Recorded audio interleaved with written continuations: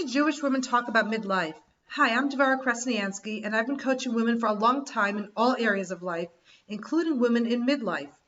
Midlife is an exciting time, but it's also confusing, and so I invite experts to join me here as we unpack this crazy and interesting time of our lives.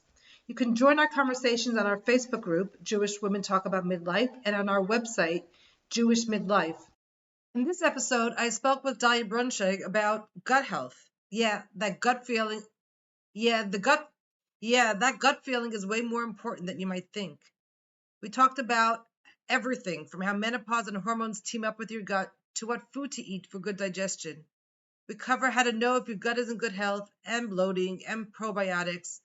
Dalia also shared some tips for developing good habits that really impact gut health. In our journey for healthy living in midlife and beyond, it's also important to address our gut. Enjoy this episode. So I'm really excited to be talking to you, Dalia, about the importance of gut health. I know you do so much about nutrition and health, but I want to focus specifically today on gut health.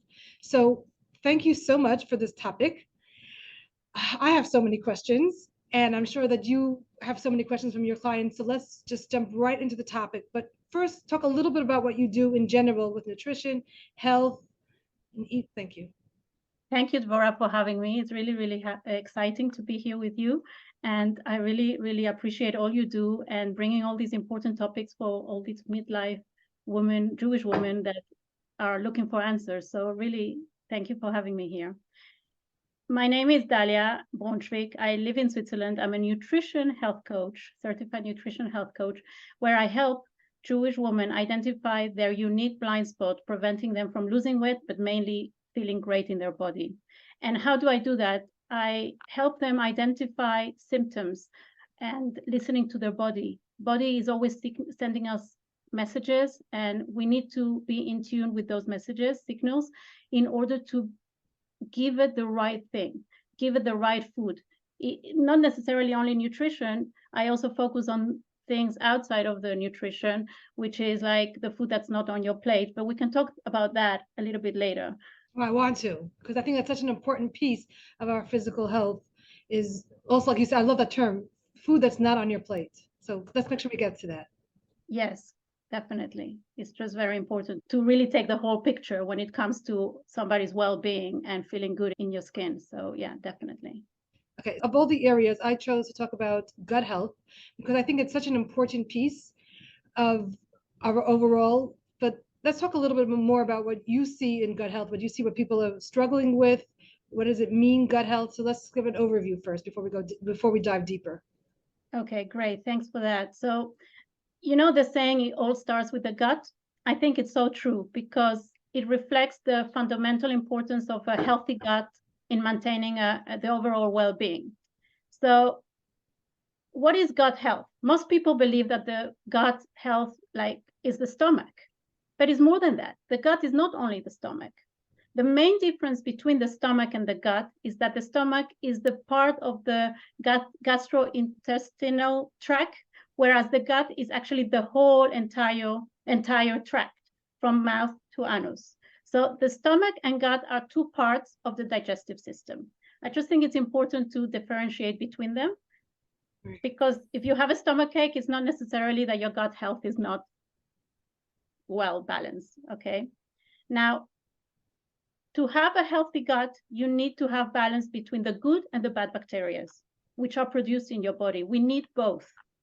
It is referred as the gut microbiome, which is a community of beneficial bacteria, which is essential for digestion and metabolism and for the immune system. When you don't have a good immune system, your immunity, that means that your gut is not in a good place. So how does the gut work?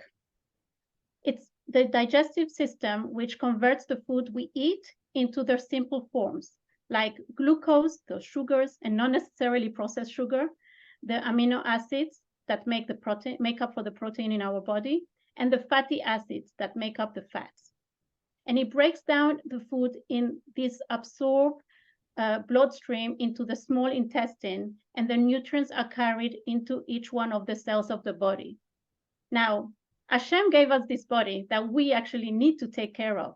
We need to look after this body to live a healthy life at 120. So the body has organs like the liver and the pancreas, which are part of the gut, which are natural cleansing machines. But how do they work? They help us cleanse those toxins when we are eating correctly, meaning if you're actually fooling your body with natural foods and not processed food, not too much alcohol, cigarettes, caffeine, then you're actually using, or the body is functioning the right way.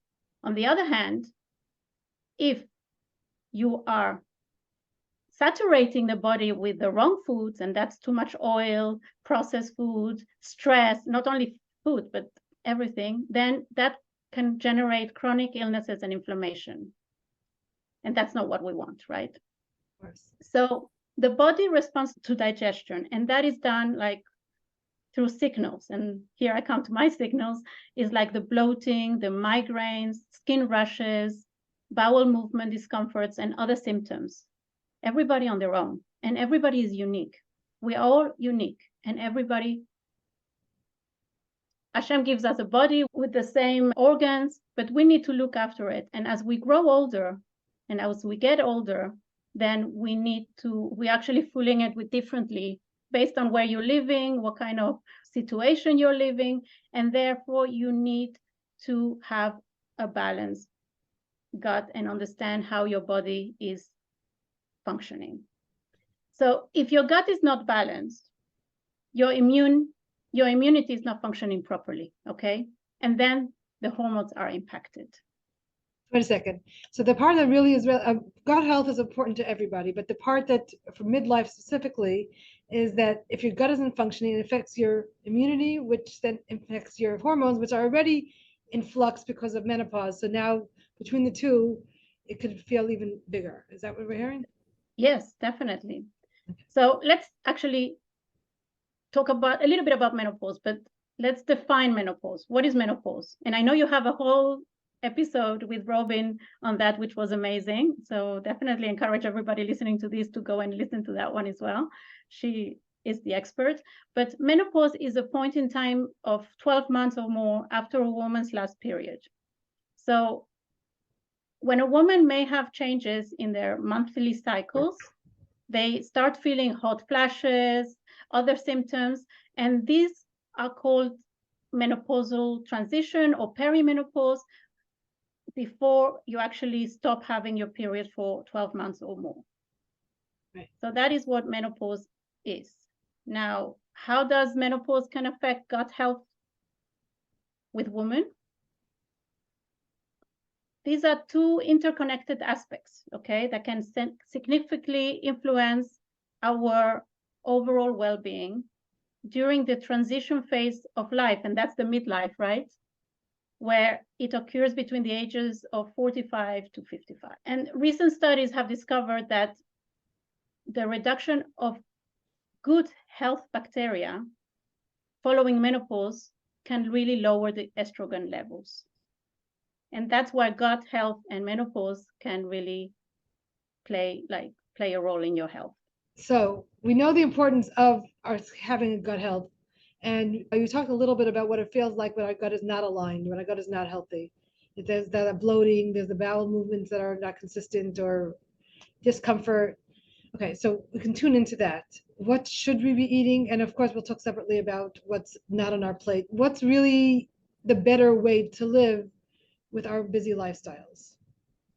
Okay, so women can feel different digestive issues and changes in gut function like bloating, constipation, sleep disturbances, and other symptoms, right? Now, the constipation symptom is actually the estrogen playing a role in maintaining, not having enough estrogen when you're maintaining the regular movement, bowel movement, okay? So as the estrogen declines during menopause, some women might experience constipation. In order to prevent that, or obviously every woman is different and it all depends what kind of menopausal symptoms you're facing, I would recommend including high rich fiber foods. Which are?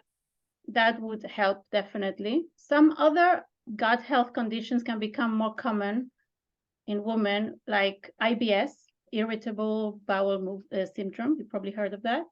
Mm-hmm. Reflux tendencies, and that's connected to the gut. Gallbladder issues, urinary tract infections, urine infections, and food sensitivities. We start reacting differently to food. Okay, so it's really important for women to pay attention to their gut health by eating well, by staying active, by managing the stress, and seeking professional help when they need to, when they see really that the gut is not aligned with their well-being, when they're not feeling aligned, they're not feeling good with themselves. Okay. Okay, so let me just go back. You said about high fiber. So let's just talk about some examples of what high fiber foods are. Sorry, high fiber. First of all, I would recommend like seasonal vegetables and seasonal fruits, high in fiber. There is also whole grains, legumes, nuts and seeds. And the fiber can help regulate the bowel movement and definitely support also the gut environment. To support this, definitely also drink plenty of water. I'm intrigued Drinking about the seasonal water, seasonal fruits. Is it specifically the seasonal, or is it because it's easier to get there? Because like now in Western culture, you can get fruit all year round. Of course, sometimes it tastes a little bit better when they're in season, but you can get it all the time.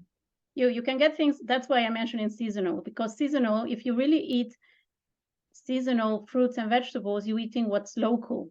So you have more chances of eating local things, not things which have been imported from other countries, which have lots of pesticides and all kinds of additives and things in order to make it look better, beautiful, fresher. And by eating seasonal and local fruits and vegetables, and not necessarily I'm talking about organic, that's a different topic. Here I'm talking also, like I always encourage my clients to introduce different like habits step by step, not to do it all or nothing. So if you start introducing more rich fiber, rich foods into your diet, start small, start like what's local, what's available to you, what you like, how your body is actually accepting it and digesting it. You know, not everybody can digest legumes like kitniot, the chickpeas, the lentils. Maybe they don't know how to cook them. Okay, so there's a whole, it's always a learning experience, trying to adapt these new changes. Okay, I just want to go back to the seasonal again. Yes, go ahead. Our supermarket here, you can get anything. But yes, some of it is imported, and sometimes they say proudly it is imported from wherever. So is it about eating local, or it's not imported? It's probably fresher. Yes. And possibly has less of the chemicals that make it look pretty. Absolutely, definitely. And is it also, I'm just curious if it's something about in the summer eating certain fruits because of the heat and the daylight hours and the way the season is, or is it just because it's local and fresher? Yes, great question, Devora. The freshness of local seasonal produce is harvested as we speak, which offers higher nutrients and fresher flavors, right? They also taste better because they are growing when the weather is just right. So yes, certain seasonal fruits like citrus fruits provide us vitamin C that supports the collagen production, which is so important for our bone health. And also the antioxidants and nutrients in seasonal fruits can positively impact brain health and mood regulation. Let's not forget that certain fruits and veggies can give us the comfort we need during the seasons. For example, the deliciousness summer fruits like peaches, nectarines, melons give us that freshness on a hot day, whereas the pumpkins and sweet potatoes can give us the warmth and food comfort on a cold winter fall day, right? I also want to mention the benefit of eating seasonal foods that can help us create a variety with our menu. We try different foods in each season, which is also fun and good for us. And generally, when they're seasonal and not imported, they are possibly cheaper. Yes, probably yes. especially if they are local. So when someone feels bloated, what does it feel like? What's going on inside for them?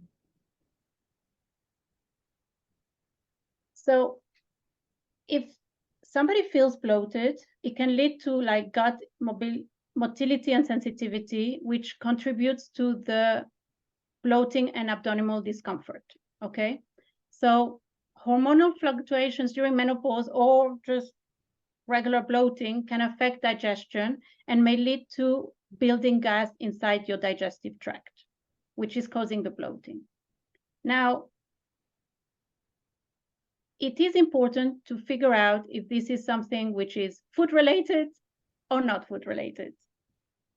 Am I feeling bloated because I just ate too fast? Is it because I ate too much? Is it because I ate too much green and I didn't chew? Sometimes the green, I'm talking about eating a lot of vegetables. And so if you're eating too fast and you're not chewing enough, that might cause also some discomfort. Or is it related to the chickpeas you just ate or sugar, cake, whatever it is? So it is important to understand why you're feeling this bloating. I'm just curious, if someone wakes up in the morning feeling bloated, like, so it's not something they ate recently because they didn't eat a whole night. So it's not food related. Could it be something else? It's maybe from the category of off your plate. Right. So it is not necessarily food related. I'm a big believer, as you know, of covering what's the food outside your plate, which are related to areas in your life which are stressful, which are eating you up inside. So not necessarily because you're eating healthy broccoli, kale, protein, that means that everything is okay.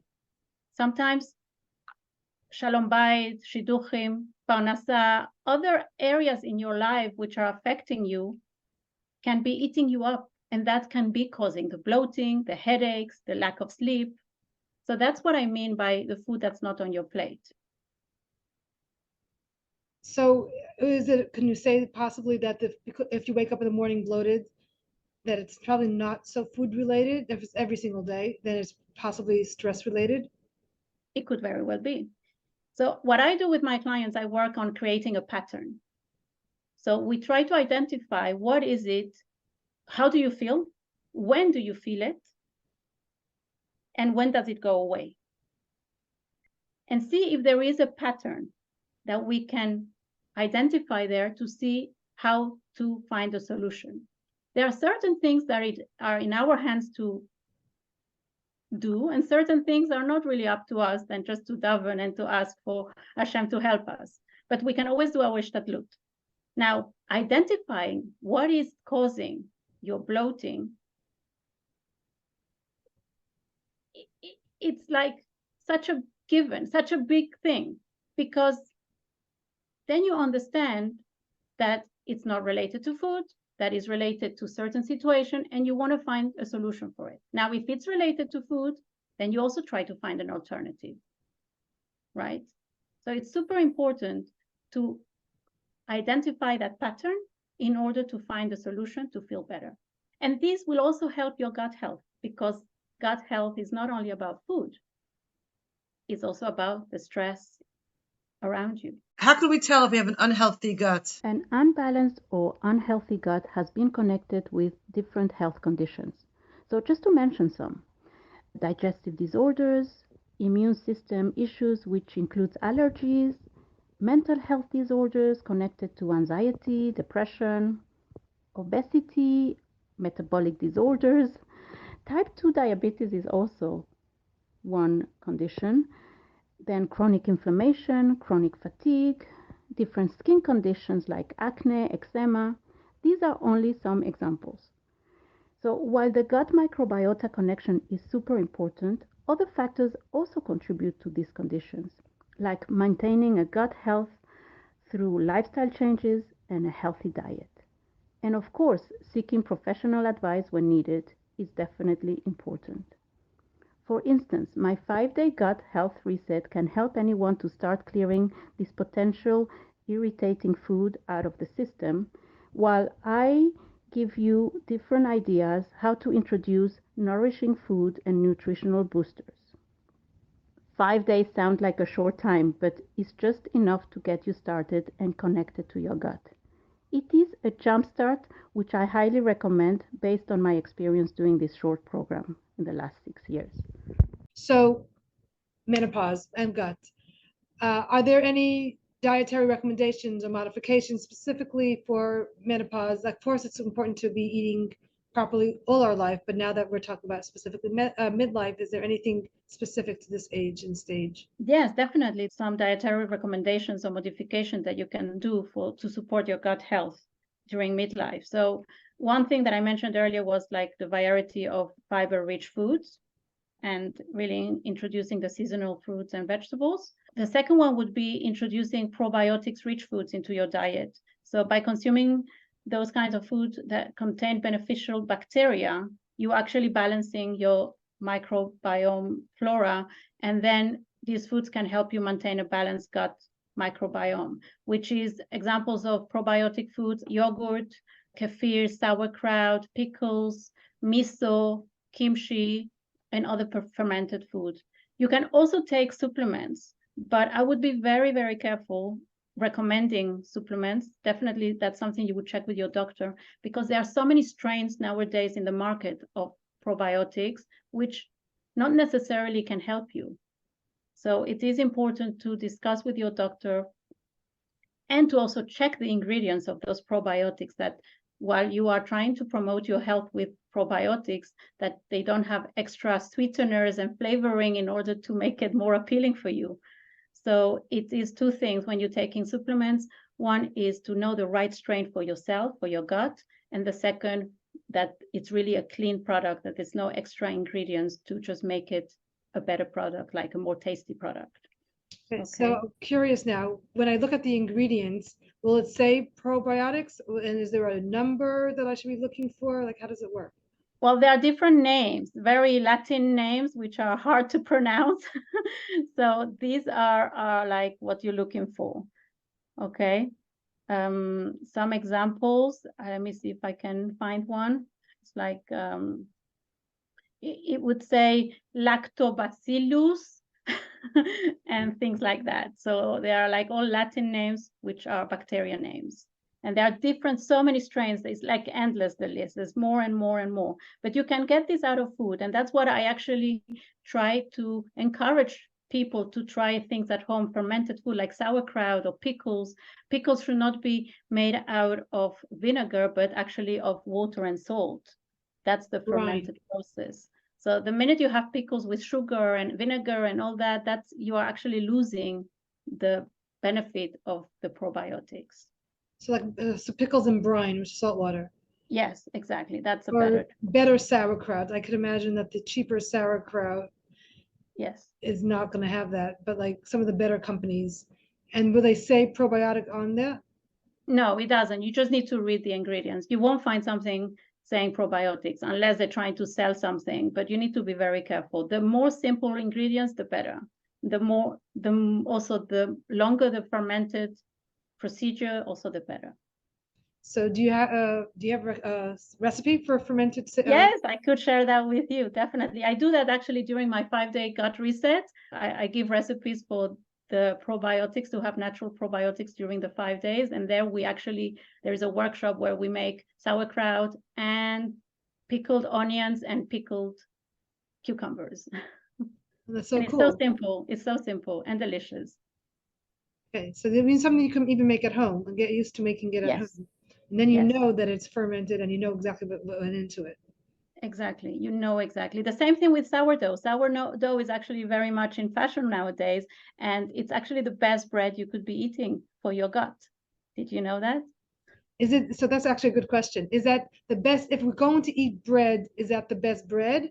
Or should we actually include that because it's fermented? So if you have a choice between sourdough and a regular bread, I would definitely go for sourdough, because the natural fermentation process using the sourdough starter contains these bacteria and yeast, natural yeast, that your gut will benefit from. So during this fermentation, the microorganisms break down and then into healthy gluten and phytic acids, which make it easier for your digestion and also reduces the gut irritation. So you're actually benefiting your gut with this bread. Now, the minute you're using bread with dry yeast or fresh yeast, I would go more into looking which kind of flours are you using, more spelt, whole wheat, because that makes the difference. But when it comes to sourdough, it doesn't really matter which flour. The rye sourdough is the best, but even white sourdough would be great for you. Okay. So should we be eating sourdough or should we be eating sauerkraut? Either one is fermented. Should we be going to the bread specifically, or should we just have anything that's fermented? No, actually, the best would be the sauerkraut and pickles. Those have more bacteria than the bread. I'm just saying we're talking about which bread would be the best option, then it would be the sourdough bread. Okay. Yeah. So like put pickles into every salad. Put pickles. And now with that mentioned, you should also, if you have certain conditions or you are diabetic or you're taking certain medication, you should consult with your doctor because sometimes the acidity can interfere in the medicine. Okay, so I am not a doctor, but there are certain things that might not be suitable for everyone, especially as we are reaching an age. Okay. But if you're not on any medication and if you wanted to work with your gut, or especially if you have bloating, then try these fermented foods that you said. Right. Okay. And then there is the apple cider vinegar, which is actually the best natural remedy. Again, if you're suffering from certain conditions, you should check with your doctor. But the fermented apple juice, which makes the apple cider vinegar, it has a great bacteria and enzymes that can support your gut. So add that to your salads or drink it before first thing in the morning with some water to start your day, cleansing and having a healthy gut. So what about, like, people recommend having lemon water in the morning? Does that help the gut, or is that? Yes, it does. I definitely recommend it because it's also the lemon acidity that helps cleansing all the toxins and starting your day with a clean. Lemon water, apple cider vinegar to start your day? Or yeah. So when I start working with somebody, I said start with lemon water. Mm-hmm. Once I get into the whole journey, then I introduce the apple cider vinegar. It's too much to do everything at once, unless you love it, right? So is it too much for the body, or is it too much for the mind to It's too much for the mind. It's too much for the mind to start. Already lemon water, some clients I work with, they need to add some maple syrup to make it a bit sweeter, and then we reduce it slowly. Because, like I said, it's all about baby steps. You can't do it all at once. It's important that if you want things to work for you, that you do it slowly and consistently. And once you're actually becoming a pro at doing that, then move on or introduce something new.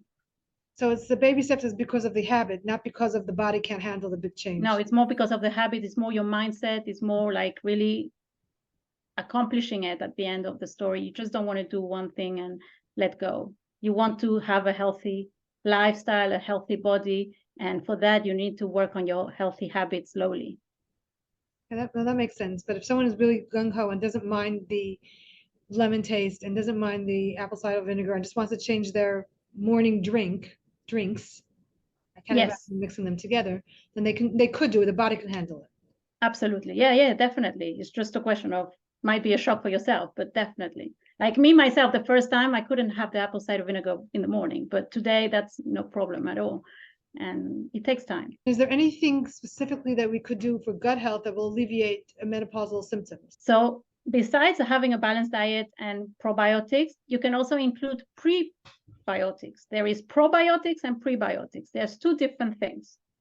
So these are non-digestive fiber found in certain foods like garlic, onion, bananas, and they also help us support the gut health.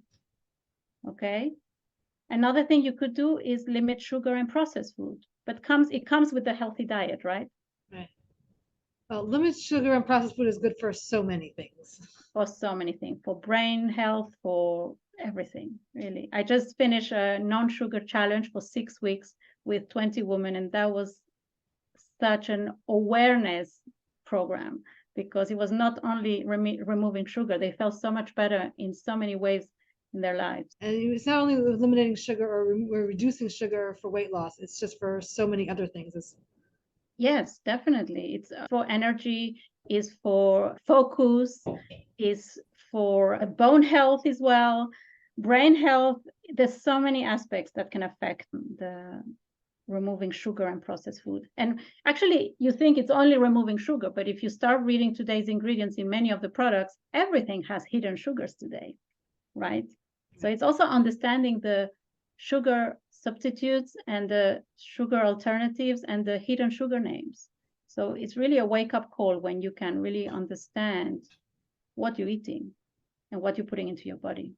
Maybe ideally would be to make all your food yourself, but I have to say, here in Switzerland, we're very limited with kosher food. We have everything, but everything is highly expensive, or we are limited. So there's many things we make from scratch.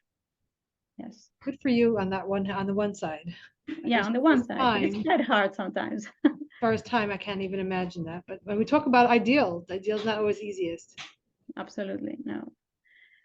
Another way to alleviate is regular exercise, which the same way as removing sugar and processed food, exercise can be good for so many things. It can really influence your mood, your well-being, your gut health, and I'm sure it can also help manage the menopausal symptoms, right? And so we discussed that in several episodes also, and I can put the links in the show notes of the different things that we talked about, different exercises, because it is so important. If you haven't exercised till now, it's time to start. Yes, it is time to start. Slowly, but start. Like I said, baby steps. So you could walk, you could jog, you could swim, you can do anything, but you need to enjoy it. And if you don't like to exercise, if exercise is not something that you introduced in your life from an early age, you can do it without too much effort as well. Some ideas is like walk to your appointment or park the car further away so you can really make those steps, extra steps. Avoid the elevator and take the staircase, things like that. Instead of asking your kid to bring you that, you actually go and get it. So these are small things that you can start with to be more active during your day. And something that I enjoyed in our previous conversation is that tune into what you're feeling as you're making these changes. So you actually remember that you're feeling better because you're eating better and you're exercising, even if it's just a little bit of exercise, that might encourage you to continue doing that. And I think that is so true. Like when I ate a good meal, hey, I'm not feeling bloated after, or I feel like I ate just the right amount that I'm not feeling heavy or tired. Like tune into that. That to me, that's encouraging to continue eating better. Yes, and you feel better. You feel also your body is more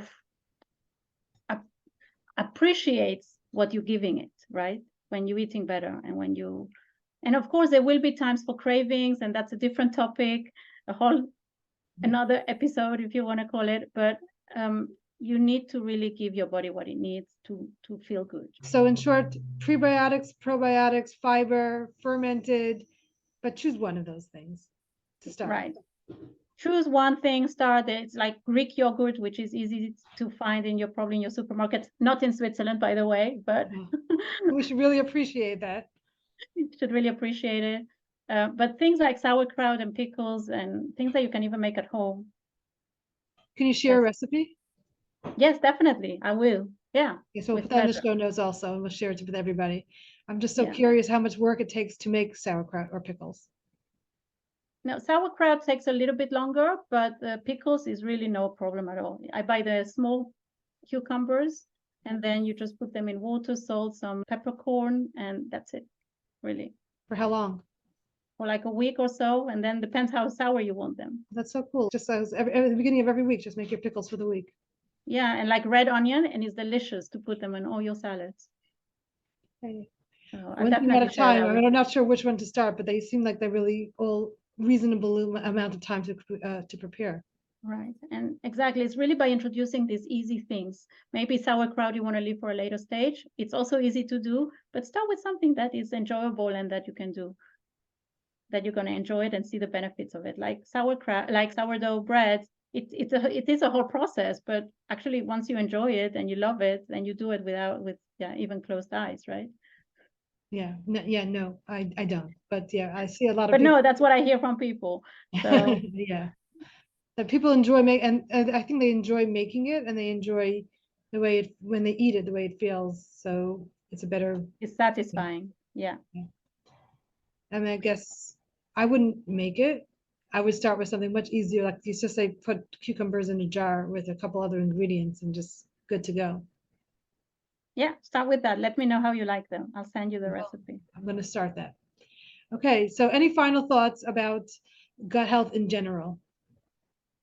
So it is important to be aligned with your body, and it's important to understand what your body wants. Now, balanced diet, staying hydrated, physical activity, managing stress. We didn't speak about stress, but stress also plays a big role. And ensuring enough sleep are lifestyle factors that are essential for everyone, no matter when. However, as we get older, our body reacts differently. And as women, we tend to need to be more mindful of specific health considerations during different life stages, okay? So taking unique care and needs, such as hormonal changes during menopause, bone health, heart health, it is very important. Now, some of my practical tips for you would be, or for the listeners, would be mindful eating. Yes. To practice mindful eating by eating slowly, by chewing, because then you can really also appreciate. We don't say a bracha when we're eating something. We want to appreciate it. Sometimes we just do it so fast because we're in a rush, but sit down, enjoy your meal, chew, pay attention to your hunger cues and fullness, not just like, let's move on. And also try to avoid distractions. It's so easy nowadays to have your mobile, to have your phone, even a magazine. Just enjoy your meal with your family. Another tip would be to stay regular, to make sure you're going regularly to the toilet, to like your bowel movement is working, because that can be sending you different signals.